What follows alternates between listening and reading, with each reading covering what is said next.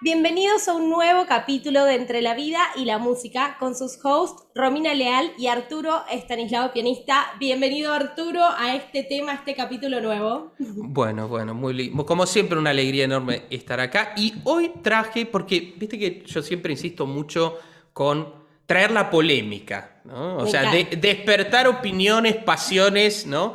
Y un poco la idea del tema de hoy, que insisto, es bastante polémico y sobre lo cual siempre nosotros tratamos de dar una mirada propia que no intenta ser una realidad absoluta, objetiva, simplemente la mirada de cada uno sobre eso, que es un poco charlar sobre un tema que es la buena o la mala música. O sea, la pregunta sería, ¿existe música buena?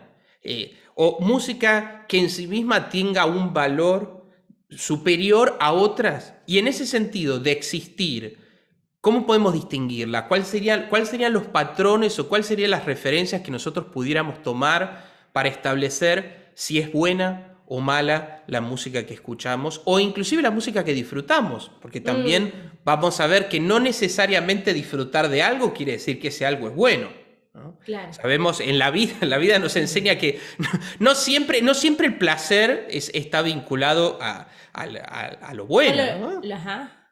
Con las mejores decisiones. Me encanta que nos lanzamos de lleno al tema. Queremos contarles a la audiencia también que estamos trabajando mucho en eso, ¿no? En cómo abordar enseguida, sin tanto preludio, abordar el tema que hoy es esto, ¿no? La diferencia, y por lo que me decís yo, mis primeras sensaciones son de que si hay música buena, que uno dice, qué buena canción, hay música mala. Entonces, exactamente, ¿no? O sea, ya desde lo coloquial, ¿no?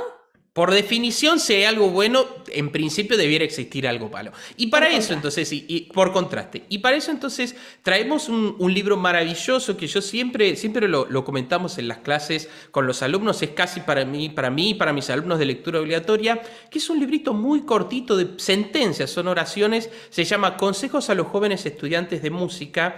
Y el que lo escribe o el quien da esas sentencias es Robert Schumann. Schumann, para ponernos en contexto, es uno de los grandes compositores de música clásica del siglo XIX, unos grandes los compositores alemanes, hay toda una tradición gigantesca ahí, y Schumann ocupa dentro de los grandes compositores un lugar especial dentro de la música que decimos romántica del siglo XIX. Schumann, aparte de ser un extraordinario compositor, se dedicó a la crítica musical y a la pedagogía, y dentro de eso compiló estas sentencias en este librito que yo digo, son consejos a los jóvenes estudiantes de música, pero bien podría ser para los músicos avanzados también. O sea, no sé si solo le cabería a los jóvenes o a los estudiantes nada más, ¿no? Claro, me encanta que es bastante disruptivos, o sea, como que los temas, las sentencias que vamos a leer, pues son esas, ¿no? Como sentencias casi. Y son así bien para ganarse enemigos, así que son bienvenidos los enemigos también aquí al podcast. Bueno, claro, son sentencias fuertes, sobre todo tengamos en contexto, bueno, estamos hablando de un compositor del siglo XIX, quizás los criterios que había respecto a la música e inclusive a la música más seria o más popular, obviamente eran muy distintos y pueden tener a veces una connotación fuerte o peyorativa, algo que uno diría, no sé si en el siglo XXI me atrevería a establecerlo, pero de todas maneras es interesante como testimonio y sobre todo porque también Schumann, aparte de sus críticas, nos da quizás una llave o una puerta para responder a alguna de estas preguntas, ¿sí? Vamos a comenzar entonces. Vamos. Entonces, vamos por lo fuerte. Schumann en una sentencia dice: no toques música mala y salvo que las circunstancias te obliguen, tampoco la escuches. Me encanta. Ya desde el vamos hay una idea de que uno podría estar en una situación que aún sin quererlo se ve expuesto a una música que sería de inferior calidad, que no sería gran música, ¿no? Pero me despertaste una polémica muy grande, es como la obra de teatro. Yo he tenido esta discusión con otros colegas, ¿no? Vas a ver una obra y es mala, y una obra mala puede durar, una obra de teatro puede durar 2 horas. O sea, son 2 horas de tu vida que vas a perder si la obra ya a la entrada decidiste que es mala y no te gusta y te levantás y te vas. Yo nunca he podido. Yo creo que hasta de lo malo se aprende, diría yo. Es como, esto no hay que hacer, me voy a quedar a mirar a esto. Bueno, es que... Pero no sé vos. Claro, no, es que sí, es cierto. Muchas veces de lo malo, precisamente, por lo menos se aprende a qué es lo que no hay que hacer, ¿no? Claro. O qué errores no hay que cometer. Sí, no. Pero yo creo que uno pudiera aprender de lo malo, pero siempre y cuando tenga muy claro qué es lo bueno y qué es lo malo, ¿no? Yo creo que en esta discusión un poco lo que la pregunta que subyace es esa, ¿cómo establecemos qué es bueno y qué es malo? ¿No? De hecho, cito otra que dice, mirá lo que dice, ¿eh? No divulgues las malas composiciones, dice. Antes trata con todas tus fuerzas de impedir su difusión. Ya es como una militancia, digamos, de decir, claro, es así, categórico. Dice, no toques la mala música y trata en lo posible de evitar que esa música se expanda, ¿no? Se difunda, se divulgue. Es interesante, ¿no? Es una mirada fuerte, ¿no? Ahora bien, sí nos invita a la reflexión, en el sentido de que, ¿cómo nosotros podríamos establecer la diferenciación entre la música buena y la música mala? Fíjate que un criterio, el primer criterio que a uno se le ocurriría es, bueno, es algo subjetivo, ¿no? Depende del que escucha, y uno podría decir, bueno, si a mí me gusta es buena, y si a mí no me gusta es mala. Para mí mismo, claro, ¿no? Claro, o sea, es como que yo soy la medida y soy el patrón, entonces yo soy el que establece lo que es bueno y lo que es malo. Casi podríamos decir que todo el mundo en el fondo cree eso. Sería muy raro encontrar a alguien que diga, no, a mí me gusta la música mala y la buena no la entiendo y no la disfruto. En el fondo hay siempre una inclinación a decir, lo que a mí me gusta es lo bueno. Lo que está y lo bien. malo, claro, y lo malo no me gusta porque es malo, ¿no? Yo tengo con mis amigas una discusión de este tema, que es que uno siempre es la referencia de todo. O sea, no, es que esto yo lo hago así, entonces así está bien. No, o sea, vos lo haces así, pero no es que así está bien porque vos lo haces. O de repente está bien para vos, ¿no? Es como que siempre la referencia, la medida es uno mismo. Eso es para... Es complicado, totalmente. Es que sí, porque si fuera así, si solo dependiera de un aspecto subjetivo, ¿cómo establecemos el criterio? ¿No? O sea, no habría manera de afirmar que algo es bueno o malo, porque en función de cada cual que percibe o que lo siente, sería, ¿no? Es bastante problemático. Y de hecho, esto se conecta con otro parámetro desde nuestra óptica equivocado, y Schumann también nos va a dar la razón en eso, que decir, bueno, si a la mayor cantidad de personas le gusta, quiere decir que ya no es una subjetividad, sino que son muchas, ¿no? Y entonces eso podría ser un parámetro. Podríamos decir, bueno, no, cuando algo le gusta a muchísima gente, quiere decir que naturalmente es algo bueno. Por eso no le gusta a uno o a otro, y nosotros sabemos que no creemos. La ciencia lo ha demostrado, claro, que la mayoría puede estar equivocada. Exactamente, exactamente. De hecho, cuando uno observa el fenómeno, de repente descubrimos que las modas, y las modas en el sentido de una cosa que es totalmente pasajera y que de repente tiene un momento y después sucumbe y queda como algo totalmente olvidado, serían algo que atenta contra nuestra capacidad de establecerlo, porque en algún sentido, que una música se ponga de moda, ¿no? ¿Qué nos dice? Por lo pronto no necesariamente nos dice que es buena música, ¿no? Claro. O sea que ese parámetro también en algún sentido flaquea, y es muy interesante cómo Schumann también habla de la moda o la música de moda. Mira, traemos otra cita de esto. A ver. ¿No? Me gusta cada vez más Schumann. Bueno, muy interesante. Dice, la música que está de moda tiene poca vida. Si persistes en cultivarla, serás considerado un necio.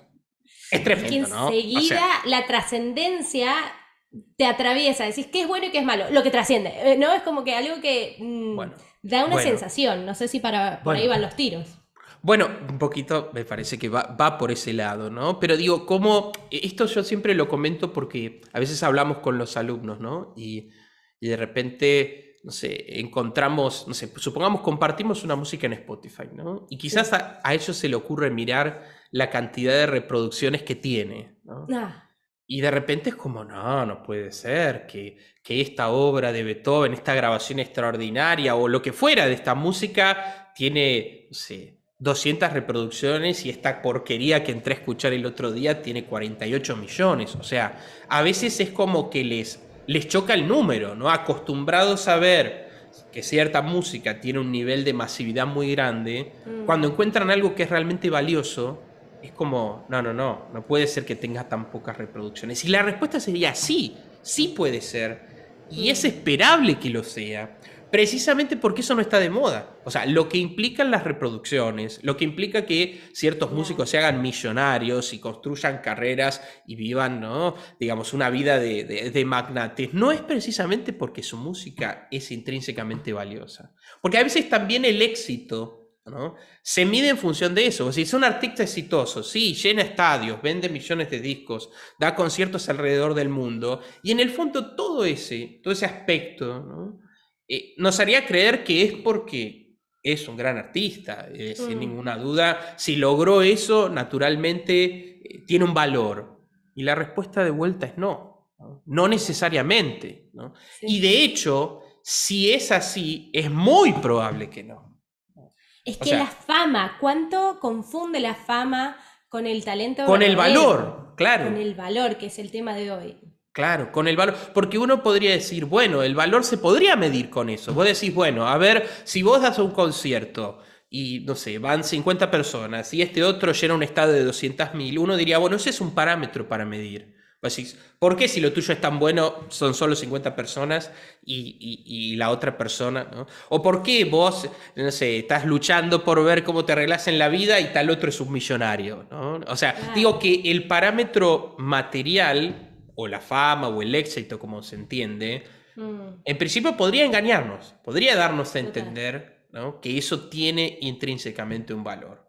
Y Eso nosotros siempre sabemos me que hace no. pensar que nos estamos perdiendo de artistas extraordinarios porque no son famosos, ¿no? Porque Claro. no te los recomiendan. Y también me pasa con los Rolling Stones, que son unas bestias que, claro, todo el mundo entero sabe quiénes son. Y si entras a las cuentas de cada uno de ellos, el following que tienen, la cantidad de seguidores, no tiene coherencia al lado de un artista nuevo. Por ejemplo, yo sigo a un chico que es rapero italiano, que tiene tipo millones de seguidores.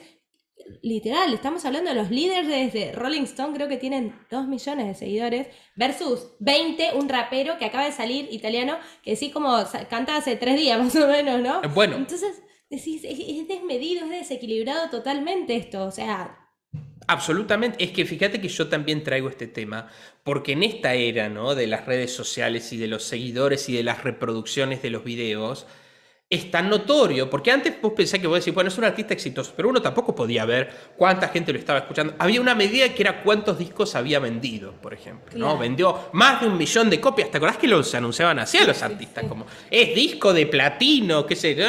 Bueno, era como mínimamente una manera de que la industria le daba a los usuarios una referencia. Hoy en día es como que entras al video y lo ves. O sea, ves la cantidad concreta de reproducciones que hubo en 3 meses, ¿no?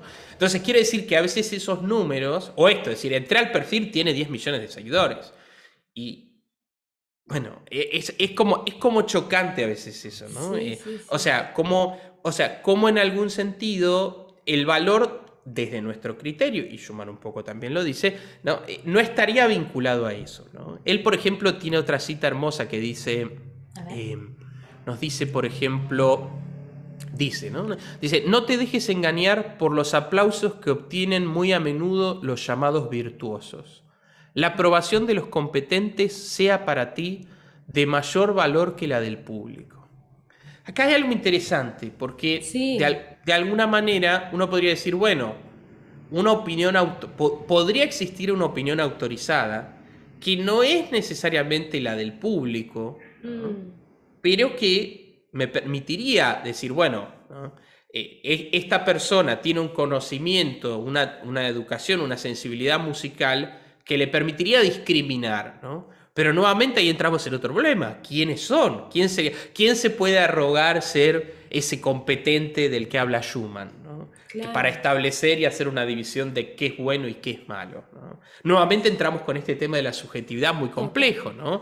Pero sin embargo, esta idea de la autoridad a mí no me desagrada tanto en un aspecto.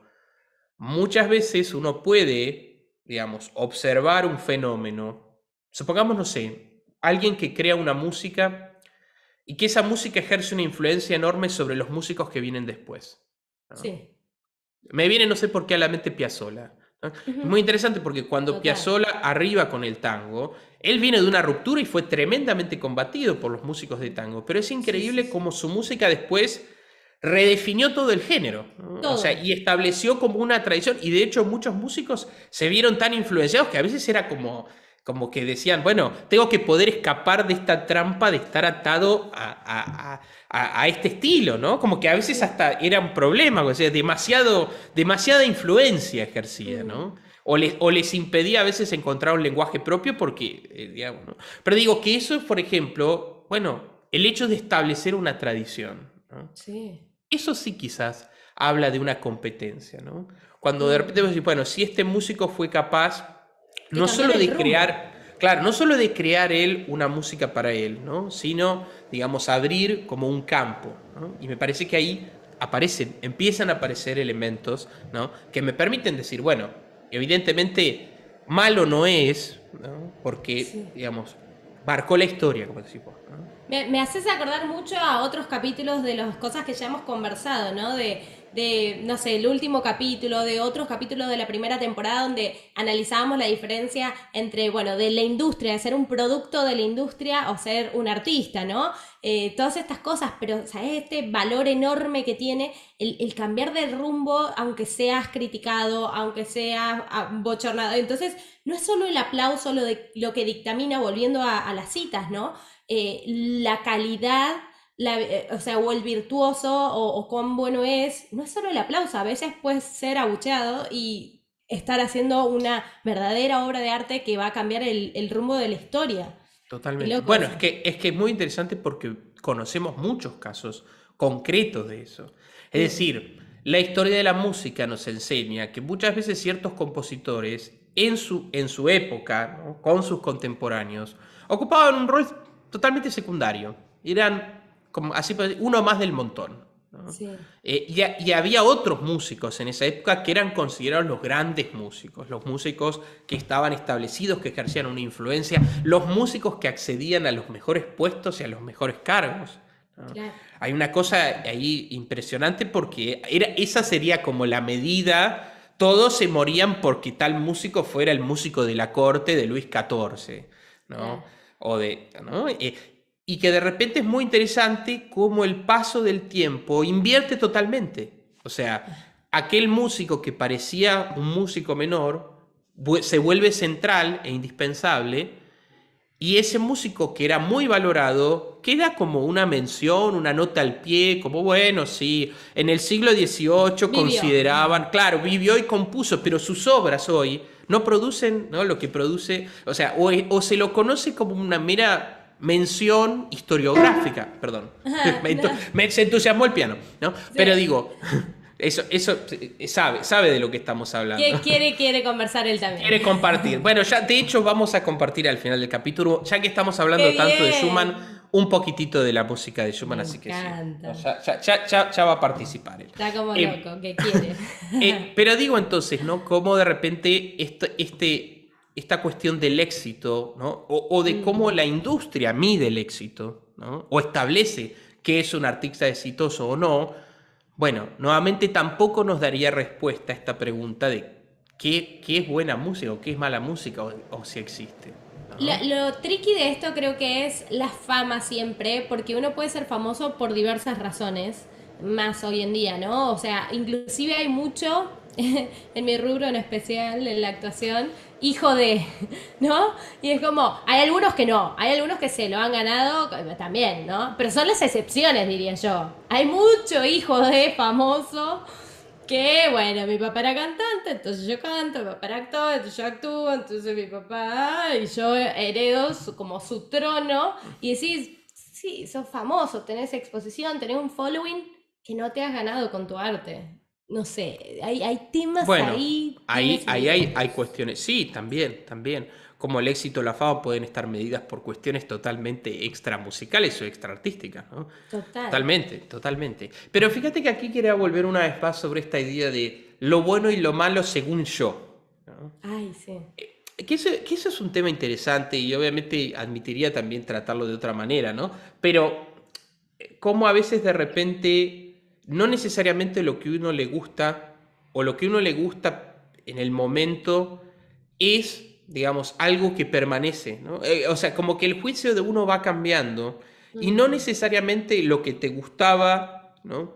Te sigue gustando y al revés, como muchas cosas que de repente no te despertaban ningún interés, de repente se vuelven indispensables, ¿no? Mm. Y esto se conecta con este tema que nosotros siempre hablamos de la educación musical, ¿no? Porque muchas veces pasa, y a mí me ha pasado muchísimas veces, y puedo citar ejemplos concretos, de música que en un momento para mí no tenía, y que hasta música que me era difícil escuchar, o no sé si difícil, pero con la que yo sentía que no conectaba, y que de repente pasa el tiempo y uno va, digamos, como ampliando el paladar, y descubre que es extraordinaria, y de hecho descubre, digamos, como todo un mundo, ¿no? Dentro de eso, ¿no? A mí me pasaba, me río porque me siento muy identificada con lo que decís, que siento que uno sabe que está madurando y que se está haciendo grande cuando te empieza a gustar el tango, ¿no? Que Por cuando ejemplo, yo por era ejemplo. joven, era como, ¿qué es eso? ¿Por qué escuché eso a mi abuelo? ¿No? Como que me parecía depresivo, me parecía como que...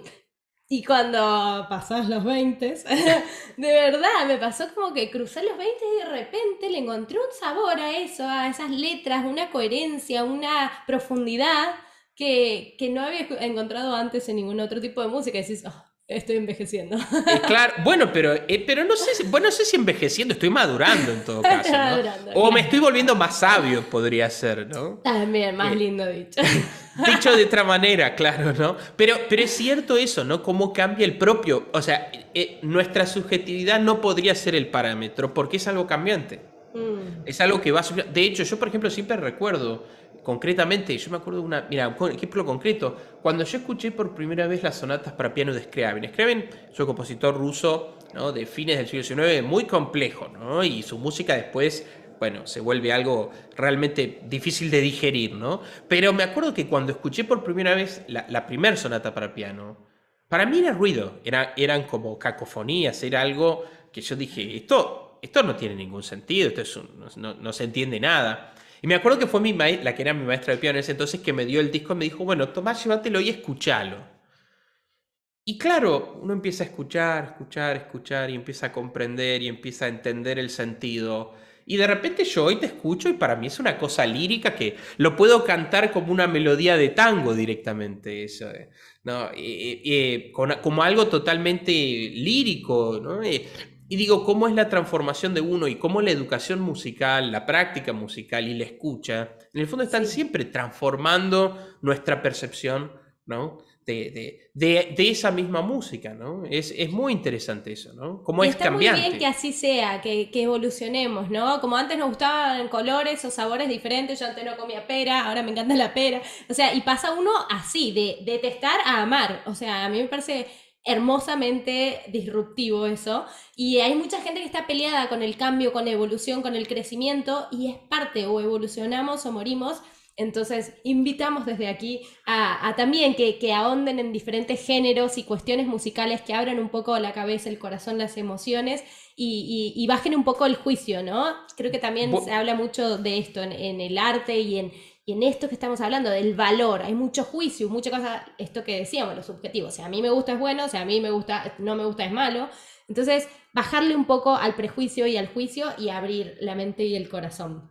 Por eso, sí, por esta idea también de que quizás lo que me gusta puede ser malo y de que quizás lo que no me gusta puede ser bueno. O sea, más bien uno debería sentirse inclinado a pensar eso. De hecho, es un fenómeno muy curioso que también alguna vez podremos hablar más en detalle de cómo hay muchas personas que escuchan música quizás en su adolescencia y Sí. después no descubren más música nueva. Es como que Mm. en algún sentido encontraron, ¿no? El playlist de su vida, por así decir, y ese playlist permanece inalterado. Entonces es como que la música nueva no la escuchan, no conocen otros géneros, y vos te das cuenta que siguen escuchando aquellos conjuntos, grupos de rock y de pop artistas que eran los artistas de la década del 80 o del 90, de cuando ellos eran adolescentes, Claro. y como que se quedaron clavados ahí, ¿no? Sí. No, nunca pudieron salir de eso, ¿no? Yo digo que en ese sentido es un lindo ejercicio para nosotros el salir a buscar música nueva, ¿no? Y hacerlo Hermoso. muchas veces, bueno, tratando de guiarse por criterios que no son solo el propio, ¿no? Digo, Mm. ahí hay una riqueza que se puede encontrar, ¿no? Y Y es me muy gusta, lindo cuando sí. uno sabe eso, que dice, me gusta esto y es de muy mala calidad, pero me gusta mucho.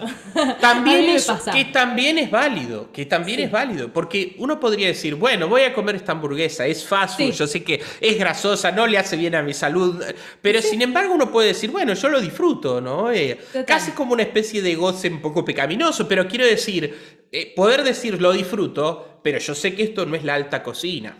Claro, Yo sé que tal esto no cual. es la cocina española, italiana, la pastelería francesa. O sea, siempre y cuando uno sea capaz de establecer lo bueno y lo malo y que no se mezclen, porque ese es el problema, Claro, bueno, vos podés disfrutar de lo malo también, ¿no? Podría, claro. Y o sería ser más saludable o consciente. pero es consciente, ¿no? Si hay conciencia, digamos, si hay conciencia hay Hay libertad. salud. Hay Ah, libertad. también. Claro, libertad de Claro. conocer, ¿no?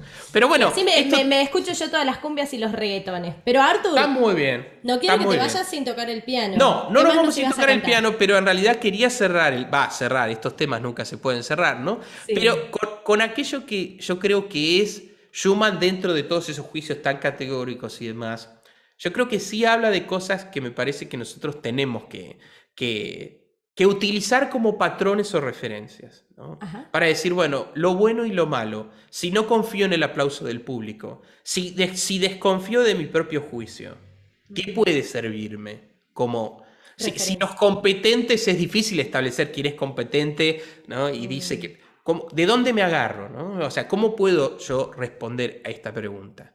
Y Schumann entonces tiene dos citas dentro de ese libro maravilloso que me parece que nos acercan a por lo menos como nosotros entendemos eso, ¿no?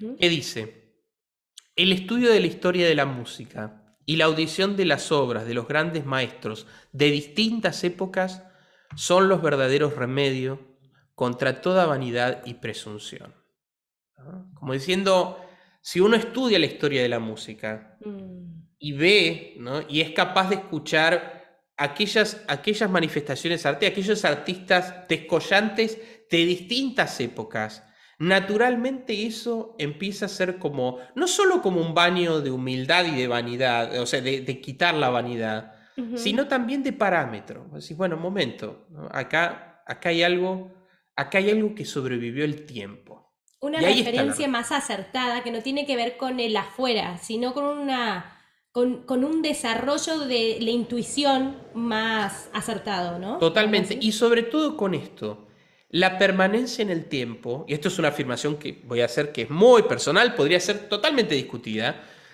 la permanencia en el tiempo me permite establecer si algo es bueno o malo. ¿Por qué? Porque si hablábamos de la moda como lo pasajero, aquello que permanece, permanece intrínsecamente porque tiene un valor que ya no está atado a la subjetividad, porque si estaba atado a la subjetividad de su tiempo, hoy ya no nos diría nada. Claro. ¿No?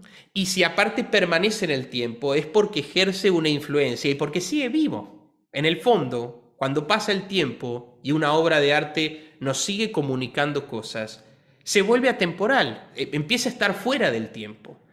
Y eso también le permite sí, esa contundencia, esa realidad, esa objetividad que tiene eso, ¿no? Por encima de los juicios particulares, los pasos de la moda, los aplausos del público, ¿no? Entonces yo creo que ahí, en el tiempo, ¿no? Y en la permanencia en el tiempo, es donde está la respuesta de si podemos establecer una música valiosa, buena, rica, respecto a otras que, bueno, quizás pueden cumplir otra función en la historia, pueden ser modas pasajeras, pueden ser la expresión de un momento concreto de la historia, ¿no? Mm. Pero no eternas, no atemporales, ¿no? Y esa es un poco quizás la idea que queríamos, digamos, acercar con todas estas reflexiones. De hecho, Schumann también coincide con esto y dice, él dice, no ejecute las composiciones que están de moda. Dice, el tiempo es precioso y sería necesario vivir 100 veces más de lo que se vive para llegar a conocer solo la buena música existente. Mm, Como diciendo, tengo que vivir 100 vidas y ahí sí, si escuchara y conociera esa música, conocería solo lo bueno. claro. Entonces es interesante, ¿no? Y yo creo que ahí hay un parámetro que puede ser más objetivo. Así, bueno, como dice Barenboim maravillosamente, él dice, toda gran obra de arte tiene dos caras. Una que mira su tiempo y otra que mira la eternidad. ¿No? Claro. Y creo que en eso pasa eso, ¿no? Uno podría decir, bueno, Piazzolla era una eclosión de su tiempo, sí, sin ninguna duda que estaba teñido de un montón de cosas que eran de ese tiempo. Pero es muy posible, y eso es lo que quizás uno muestra, que el paso del tiempo igual no vuelva esa música algo viejo, algo vetusto, algo como decían, bueno, sí, en los 70 se escuchaba esto, sino que sigue estando viva, ¿no? Sigue permaneciendo en el tiempo y sigue diciéndole cosas a generaciones, a personas que no tienen quizás nada, que nunca conocieron el mundo de Piazzolla y sus inquietudes y sus luchas y demás, ¿no? Y digo Piazzolla por decir tantas otras cosas. Uno se pregunta si los Beatles, que fueron un fenómeno de los 60 sin ninguna duda, digo, bueno, ya llevan unos cuantos añitos, daría la impresión de que algo clásico tienen, ¿no? Claro. Siguen siendo referencia, ¿no? Sí, Digo, sí, entonces, miles que han cambiado, sí, el rumbo de la historia, creo que ahí está el bueno, valor, en la de vuelta al trascendencia. tiempo, Louis ¿no? Armstrong, ¿no? De aquí, de Estados Unidos, en el jazz, un Claro. montón de ejemplos hermosos que se nos vienen a la cabeza. Y lo que celebro, Arthur, es que Schumann esté con nosotros vivo hoy en este capítulo, Bueno, que su obra escrita y musical haya trascendido y nos traiga bueno. hasta aquí. Pero no te vas a salvar, nos vas a No, tocar una pieza hoy. vamos a despedirnos entonces, ¿no? Con un A poquito ver. de Schumann. No sé si alguna vez lo hemos incorporado. Está dentro de mi repertorio, se llama Ensueño, Tromerai. Es una Hermoso. pieza hermosísima que a veces los pianistas la usan como bises para cerrar conciertos y demás, ¿no? Ahora los Pero vamos bueno, a invitar al cierre, o los invito ahora, antes de que cierres y cerramos con música, los invitamos a que nos sigan también en nuestras redes sociales, @RomitaLeal, @ArturoStanislao Pianista. Ahí pueden encontrar mucho más de todo el contenido que generamos. Si estás escuchando este capítulo en Spotify, este capítulo también tiene video en YouTube. Entre la vida y la música es el nombre del podcast, lo vas a encontrar en YouTube en las redes de Arturo Estanislao Pianista. Así que dicho esto, les agradecemos porque nos hace muy feliz conversar un ratito, abrir nuestra puerta para que ustedes también entren a este comedor y conversar con nosotros. Artur, te voy despidiendo desde ya, así cortamos con música, te mando un cariño y todo mi agradecimiento como siempre por cada semana hacer todo lo posible para estar aquí un domingo más. bueno, fantástico. Agradecer nuevamente a todos los que nos escuchan. Recordarles sí que si están interesados en el libro, nos pueden pedir. Tenemos ahí alguna copia digital, estos consejos a los jóvenes estudiantes de música de Schumann. Y bueno, nos despedimos con Tromerai en Sueño. Dale.